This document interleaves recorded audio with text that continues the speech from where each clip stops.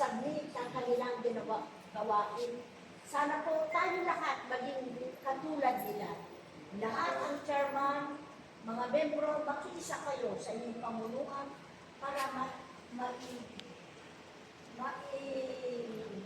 natin ang ating mga opisyal sa kada probinsya, kada lugar, chapter chairman at lahat na po.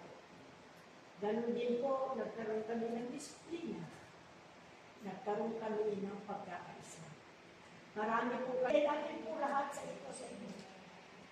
Sa dakilang mong pangalan, alam namin ikaw ang aming araw-araw na tagapagligtas. Amen. Amen. Kasi yun na wala tayong sa system, ano? Isang at yung mga ka-official ko sa amin sa chapter ay bukas palad naman sila na kung ano ang iutos ko ay sinusunod naman nila pagka nagpatawag ng duty at kami naman ay mayroong regular duty na mula pag-Lunes sa PNP, Huwebes at Biyernes nasa barangay Kakarmatanda kami. Tuwing araw ng Sabado ay insurance cars naman po kami. Yung ibang araw ay pinahinga na namin dahil maraming barangay ang humihingi sa amin ng duty pero mga may trabaho ang member hindi ko makuha.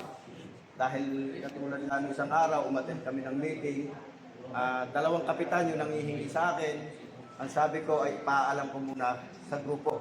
Hindi po ako pwedeng kaagad-agad sagutan. Pero kung sila naman po ako ay sasang-ayon, tatanggapin po namin ang inyong hinihingi. Kami naman po ang hinihingi ng national.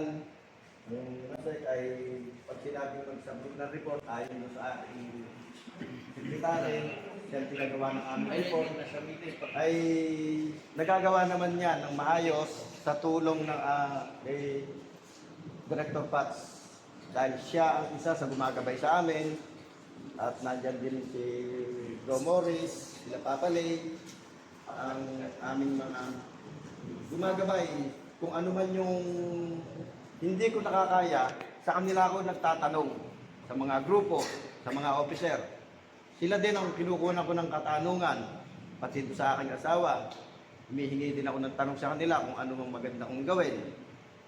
Kanya, sa awa naman ng Diyos, ang chapter ng Pandi ay naging tahimik, naging maayos, at sana naman sa mga darating na taon, ganun pa rin ang aming puntahan.